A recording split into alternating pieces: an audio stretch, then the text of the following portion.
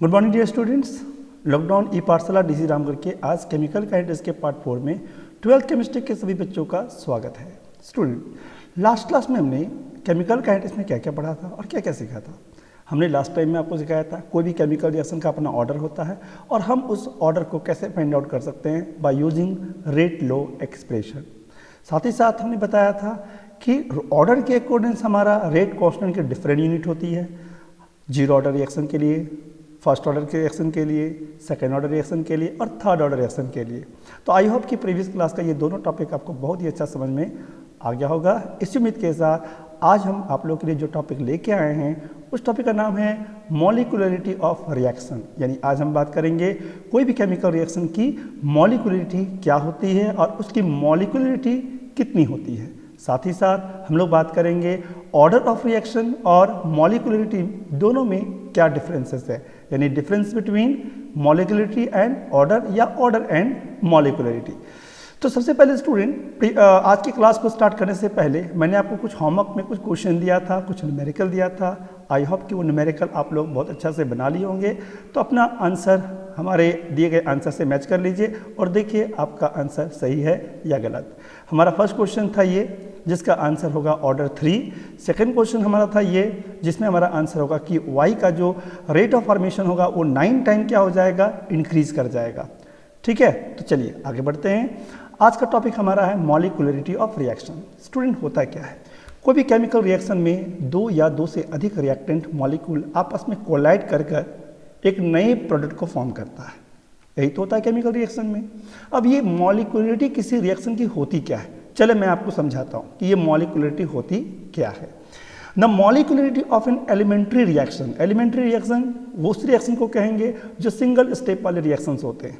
Is defined as the minimum number of molecules, atoms और ion, या वो तो मॉलिक्यूल्स हो सकते हैं या एटम्स हो सकते हैं और आयन्स हो सकते हैं। The reactants required for the reaction to occur, जो रिएक्शन होने के लिए इसको चाहिए, and is equal to the sum of the stoichiometric coefficient of the reactant in the chemical equation of the reaction. यानी इसमें जितनी स्टोइकियोमेट्रिक कोएफिशिएंट होगी उस केमिकल रिएक्शन में, उस बैलेंस केमिकल रिएक्शन में, यानी उस केमिकल इक्वेशन में उस नंबर ऑफ स्टोइकियोमेट्रिक कोएफिशिएंट को यदि हम सम करते हैं तो उसकी जो वैल्यू होती है वही होती है उस रिएक्शन की मॉलिक्यूलरिटी। चलिए, ये डेफिनेशन आपको समझ में आया तो एक और तरीके से इसको हम डिफाइन करें। In general molecularity of a simple reaction is equal to the sum of the number of molecules of reactant involved in the balanced stoichiometry equation।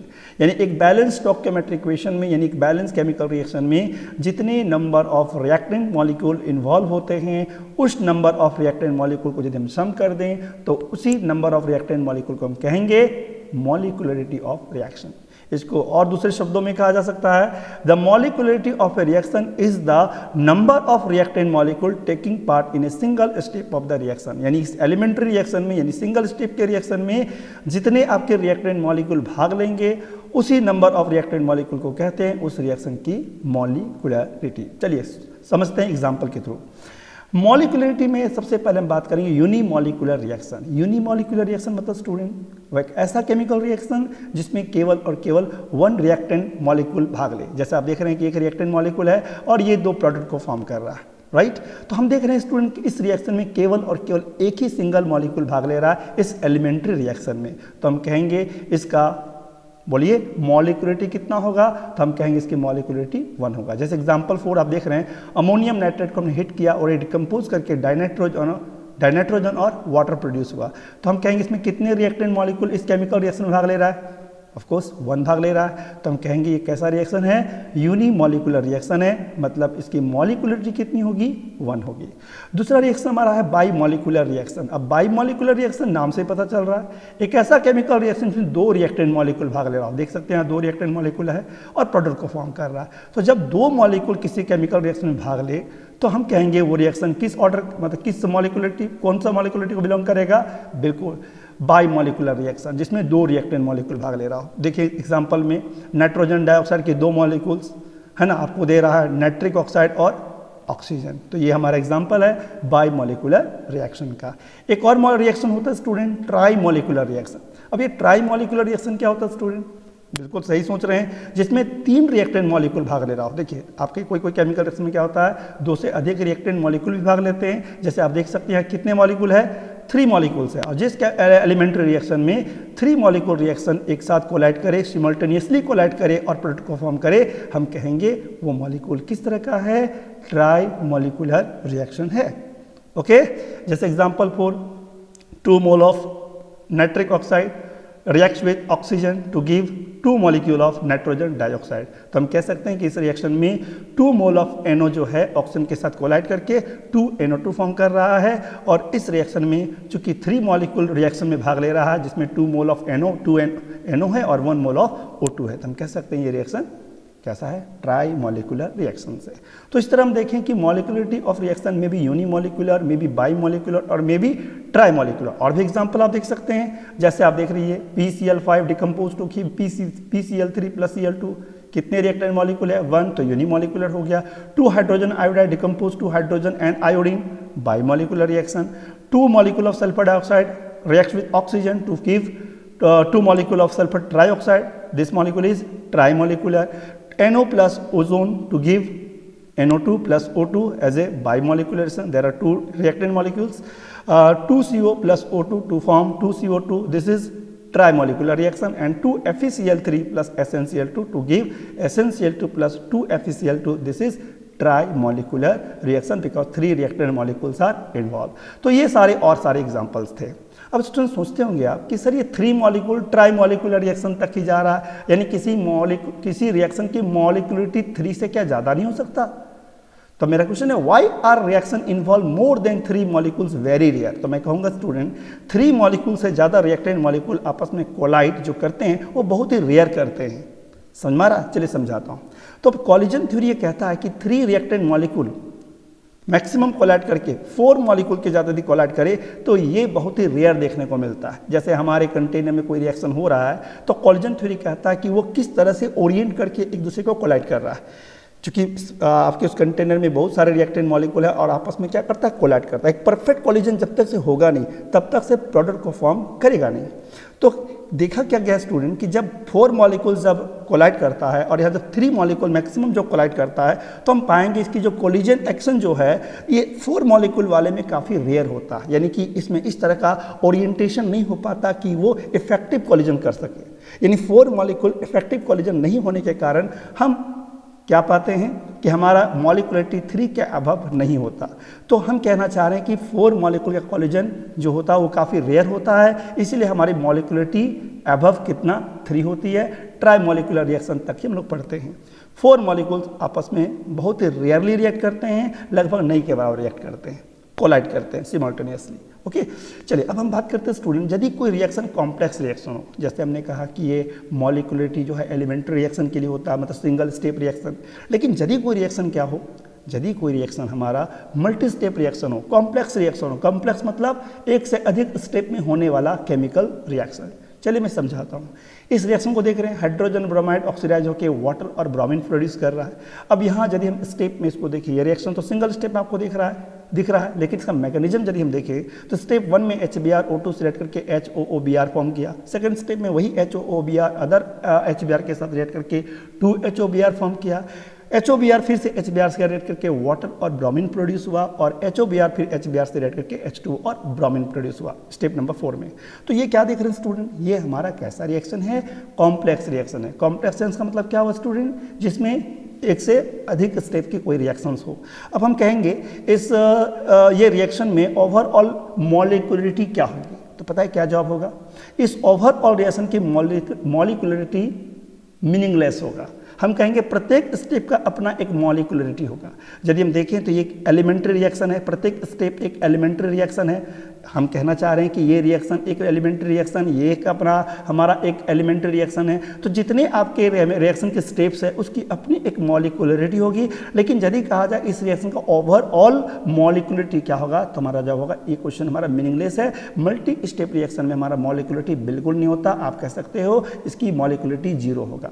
लेकिन यदि स्टेप की बात करें स्टूडेंट तो ये रिएक्शन जो है by molecular reaction at each step, यानी प्रत्येक स्टेप जो है वो बाई मॉलिक्यूलर है। चूंकि आप देख सकते हैं कि सभी केमिकल रिएक्शन में 2-2 रिएक्टेड मॉलिक्यूल इन्वॉल्व हो रहा है।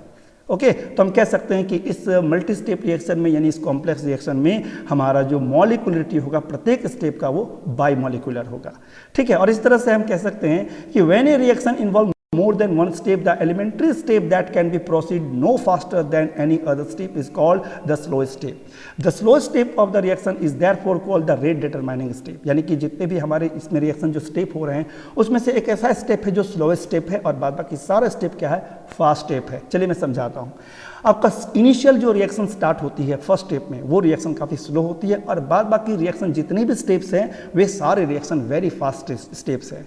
तो आपको मालूम होना चाहिए, मैंने आपको एक बार बताया था कि जो रिएक्शन काफ़ी फास्ट हो उस रिएक्शन को डिटरमाइन नहीं किया जा सकता।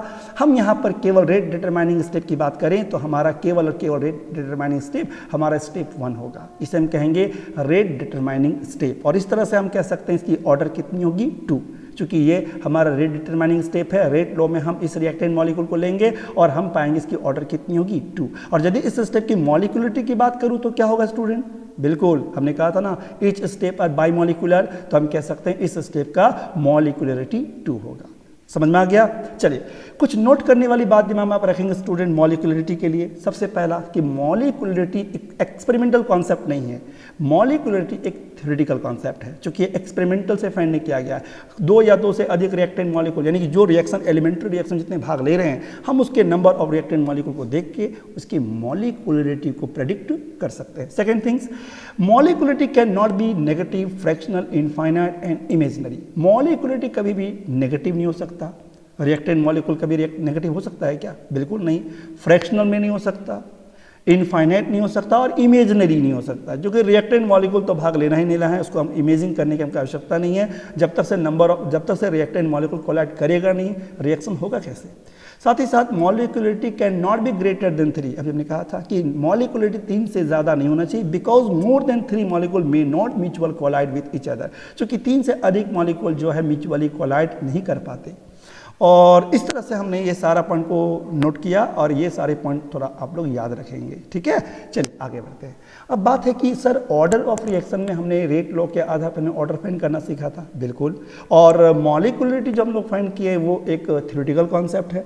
तो ऑर्डर भी वही स्टोइकियोमेट्रिक कोएफिशिएंट को सम करने पे आती है और मॉलिक्यूलरिटी को भी हम स्टोइकियोमेट्रिक कोएफिशिएंट को सम करने पे हम लोग को मिलता है। लेकिन दोनों में तो डिफरेंस है ना, क्योंकि ऑर्डर जो है वो तो रेट लॉ पर बेस्ड है, क्योंकि वो एक्सपेरिमेंटल है। लेकिन अभी हमने कहा कि मॉलिक्यूलरिटी जो है नंबर ऑफ रिएक्टेंट मॉलिक्यूल को रिप्रेजेंट करता है, स्टोइकियोमेट्रिक कोएफिशिएंट को सम करते हैं। इसे रेट लॉ की इसमें कोई ज़रूरत होती ही नहीं। तो हम यदि कहें दोनों में डिफरेंसेस क्या है, तो चलिए हम लोग एक एक पॉइंट करके एक एक स्टेप वाइज हम इसके डिफरेंसेस पर हम लोग डिस्कस करते हैं। सबसे पहला पॉइंट कि it is the sum of power rate on concentration terms in the rate expression. बिल्कुल सही बात है, रेट लो में जो हमें एक्सप्रेशन जो मिला उसका जो पावर हमें मिलता है उसका कॉन्सेंट्रेशन के पावर, उस कॉन्सेंट्रेशन के पावर को हम सम करके ऑर्डर फाइंड कर सकते हैं एज अ डेफिनेशन।